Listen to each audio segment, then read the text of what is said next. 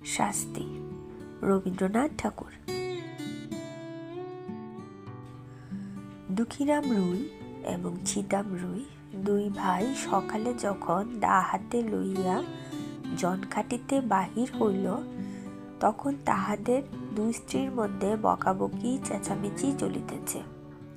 কিন্তু প্রকৃতির অন্যান্য নানাবিধ নিত্য কলরবের ন্যায় এই কলহ কোলাহল পারশুদ্ধ লোকের অভ্যাস হইয়া গেছে। তীব্র কণ্ঠস্বর শুনিবা মাত্র লোকে পরস্পরকে বলে, ওই রে বাঁধিয়া গিয়াছে, অর্থাৎ যেমনটি আশা করা যায় ঠিক তেমনটি ঘটিয়াছে। আজও স্বভাবের নিয়মের কোনরূপ ব্যত্যয় হয় নাই। প্রভাতে পূর্ব দিকে সূর্য উঠিলে যেমন কেহ তাহার কারণ জিজ্ঞাসা করে না, তেমনি এই কুড়িদের বাড়িতে দুই জায়ের মধ্যে যখন একটা হৈ হৈ পড়িয়া যায়, তখন তাহার কারণ নির্ণয়ের জন্য কাহারও কৌতূহলের উদ্রেক হয় না। অবশ্য এই কুণ্ডল আন্দোলন প্রতিবেশীদের অপেক্ষা দুই স্বামীকে বেশি স্পর্শ করিত সন্দেহ নাই, কিন্তু সেটা তাহারা কোনরূপ অসুবিধার মধ্যে গণ্য করিত না।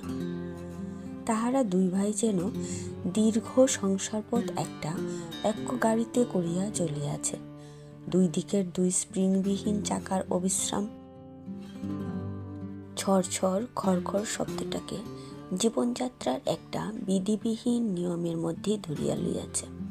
বরঞ্চ ঘরে যেদিন কোনো শব্দমাত্র নাই, সমস্ত থমথম ছমছম করিতেছে, সেদিন একটা আসন্ন অনৈসর্গিক উপদ্রবের আশঙ্কা জন্মিত। সেদিন যে কখন কি হইবে তাহা কেউ হিসাব করিয়া বলিতে পারিত না। আমাদের গল্পের ঘটনা যেদিন আরম্ভ হইল, সেদিন সন্ধ্যার প্রাক্কালে দুই ভাই যখন জন কাটিয়া শ্রান্ত দেহে ঘরে ফিরিয়া আসিল, তখন দেখিল স্তব্ধ গৃহ গাম করিতেছে। বাহিরও অত্যন্ত গুমট। দুই প্রহরের সময় খুব এক পশলা বৃষ্টি হইয়া গিয়াছে। এখনো চারিদিকে মেঘ জমিয়া আছে, বাতাসের লেশমাত্র নাই। বর্ষায় ঘরের চারিদিকে জঙ্গল এবং আগাছাগুলো অত্যন্ত বাড়িয়া উঠিয়াছে। সেখান হইতে এবং জলমগ্ন পাটের ক্ষেত হইতে সিক্ত উদ্ভিজ্জের ঘন গন্ধবাষ্প চতুর্দিকে একটি নিশ্চল প্রাচীরের মতো জমাট হইয়া দাঁড়িয়ে আছে। গোয়ালের পশ্চাৎবর্তী ডুবার মধ্য হইতে ভেগ ডাকিতেছে এবং ঝিল্লিরবে সন্ধ্যার নিস্তব্ধ আকাশ একেবারে পরিপূর্ণ। অদূরে বর্ষার পদ্মা নবমেঘোচ্ছ্বায়ায় বড় স্থির ভয়ঙ্কর ভাব ধারণ করিয়া চলিয়াছে। শস্যক্ষেত্রের অধিকাংশই ভাঙ্গিয়া লোকালয়ের কাছাকাছি আসিয়া পড়িয়াছে। এমনকি ভাঙ্গনের ধারে দুই চারিটা আম কাঁঠাল গাছের শিকড় বাহির হইয়া দেখা দিয়াছে, যেন তাহাদের নিরুপায় মুষ্টির প্রসারিত অঙ্গুলির শূন্যে একটা কিছু অন্তিম অবলম্বন আঁকড়িয়া ধরিবার চেষ্টা করিতেছে। দুঃখীরাম এবং ছিদাম সেদিন জমিদারের কাছারি ঘরে কাজ করিতে গিয়াছিল। ওপারের চরে জলিধান পাকিয়াছে। বর্ষায় চর ভাসিয়া যাইবার পূর্বেই ধান কাটিয়া লইবার জন্য দেশের দরিদ্র লোক মাত্রেই কেহ বা নিজের ক্ষেতে কেহ বা পাট খাটিতে নিযুক্ত হইয়াছে। কেবল কাছারি হইতে পেয়াদা আসিয়া এই দুই ভাইকে জবরদস্তি করিয়া ধরিয়া লইয়া গেল। কাছারি ঘরে চাল বেত করিয়া স্থানে স্থানে জল পড়িতেছিল, তাহাই সারিয়া দিতে এবং গোটাকতক ঝোপ নির্মাণ করিতে তাহারা সমস্ত দিন খাটিয়াছে। বাড়ি আসিতে পায় নাই। কাছারি হইতে কিঞ্চিৎ জলপান খাইয়াছে। মধ্যে মধ্যে বৃষ্টিতেও ভিজিতে হইয়াছে। উচিত মতো পাওনা মজুরি পায় নাই এবং তাহার পরিবর্তে যে সকল অন্যায় কটু কথা শুনিতে হইয়াছে, সে তাহাদের পাওনার অনেক অতিরিক্ত।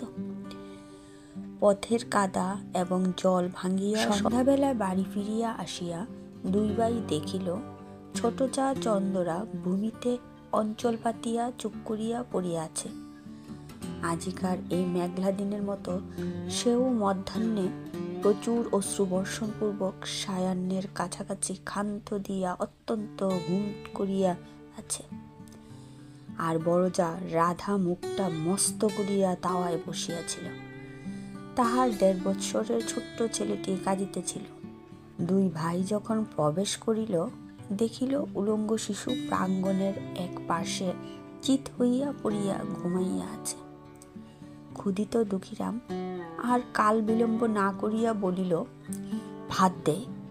বড় বউ বারুদের বস্তায় স্ফুলিঙ্গপাতের মতো এক মুহূর্তে তীব্র কণ্ঠস্বর আকাশ পরিমাণ করিয়া বলিয়া উঠিল, ভাত কোথায় যে ভাত দেব? তুই কি চাল দিয়া গিয়েছিলি? আমি কি নিজে রোজগার করিয়া আনিব? সারাদিনের শ্রান্তি ও লাঞ্ছনার পর অন্নহীন নিরানন্দ অন্ধকার গৃহিণীর রুক্ষ বচন, বিশেষত শেষ কথাটার গোপন কুৎসিত শ্লেষ দুঃখীরামের হঠাৎ কেমন একেবারেই অসহ্য হইয়া উঠিল। দুঃখীরাম বাক্রুদ্ধ ব্যাঘ্রের ন্যায় গম্ভীর গর্জনে বলিয়া উঠিল, কি বললি? বলিয়া মুহূর্তের মধ্যে দা লইয়া কিছু না ভাবিয়া একেবারে স্ত্রীর মাথায় বসিয়া দিল। রাধা তাহার ছোট জায়ের কুলের কাছে পড়িয়া গেল এবং মৃত্যু হইতে মুহূর্ত বিলম্ব হইল না। চন্দরা রক্তসিক্ত বস্ত্রে কি হলো গো বলিয়া চিৎকার করিয়া উঠিল। ছিদাম তাহার মুখ চাপিয়া ধরিল। দুঃখীরাম দা ফেলিয়া মুখে হাত দিয়া হতবুদ্ধির মতো ভূমিতে বসিয়া পড়িল। ছেলেটা জাগিয়া উঠিয়া ভয়ে চিৎকার করিয়া কাঁদিতে লাগিল। বাহিরে তখন পরিপূর্ণ শান্তি। রাখাল বালক গরু লইয়া গ্রামে ফিরিয়া আসিতেছে। পরপারের চরে যাহারা নতুন পক্ক ধান কাটিতে গিয়াছিল, তাহারা 5-7 জনে এক একটি ছোট্ট নৌকায় এপারে ফিরিয়া পরিশ্রমের পুরস্কার 2-4 ধান মাথায় লইয়া প্রায় সকলেই নিজ নিজ ঘরে আসিয়া পৌঁছিয়াছে। চক্রবর্তীদের বাড়ির রামলোচন খুড়ো গ্রামের ডাকঘরে চিঠি দিয়া ঘরে ফিরিয়া নিশ্চিন্ত মনে চুপচাপ তামাক খাইতেছিলেন।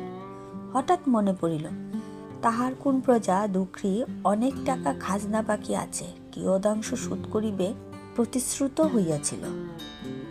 এতক্ষণে তাহারা বাড়ি ফিরিয়াছে স্থির করিয়া চাদরটা কাঁধে ফেলিয়া ছাতা লইয়া বাহির হইলেন। কুড়িদের বাড়িতে ঢুকিয়া তাহার গা ছমছম করিয়া উঠিল। দেখলেন ঘরে প্রদীপ জ্বালা নাই। অন্ধকার দাওয়ায় 2-4টা অন্ধকার মূর্তি অস্পষ্ট দেখা যাইতেছে। রহিয়া রহিয়া দাওয়ার এক কোণ হইতে একটা অস্পষ্ট রুদন উচ্ছ্বসিত হইয়া উঠিতেছে এবং ছেলেটা যত মা মা বলিয়া কাঁদিয়া উঠিতে চেষ্টা করিতেছে, ছিদাম তাহার মুখ চাপিয়া ধরিতেছে। রামলোচন কিছু ভীত হইয়া জিজ্ঞাসা করিলেন, দুঃখা আছিস নাকি? দুঃখা এতক্ষণ প্রস্তর মূর্তির মতো নিশ্চল হইয়া বসিয়াছিল। তাহার নাম ধরিয়া ডাকিবা মাত্র একেবারে অবুধ বালকের মতো উচ্ছ্বসিত হইয়া কাঁদিয়া উঠিল। ছিদাম তাড়াতাড়ি দাওয়া হইতে অঙ্গনে নামিয়া চক্রবর্তীর নিকটে আসিল। চক্রবর্তী জিজ্ঞাসা করিলেন, মাগিরা বুঝি ঝগড়া করিয়া বসিয়া আছে? আজ তো সমস্ত দিনই চিৎকার শুনিয়াছি। এতক্ষণ ছিদাম কিংকর্তব্য কিছুই ভাবিয়া উঠিতে পারে নাই। নানা অসম্ভব গল্প তাহার মাথায় উঠিতেছিল। আপাতত স্থির করিয়াছিল, রাত্রি কিঞ্চিত অধিক হইলে মৃতদেহ কোথাও সরাইয়া ফেলিবে। ইতিমধ্যে যে চক্রবর্তী আসিয়া উপস্থিত হইবে এ সে মনেও করে নাই। ফস করিয়া কোনো উত্তর যোগাইল না। বলিয়া ফেলিলেন, হ্যাঁ, আজ খুব ঝগড়া হইয়া গিয়াছে। চক্রবর্তী দাওয়ার দিকে অগ্রসর হইবার উপক্রম করিয়া বলিল, কিন্তু সেজন্য দুঃখা কাঁদে কেন রে? ছিদাম দেখিল আর রক্ষা হয় না। হঠাৎ বলিয়া ফেলিল, ঝগড়া করিয়া ছোট বউ বড় বউয়ের মাথায় এক দায়ের কোপ বসাইয়া দিয়াছে।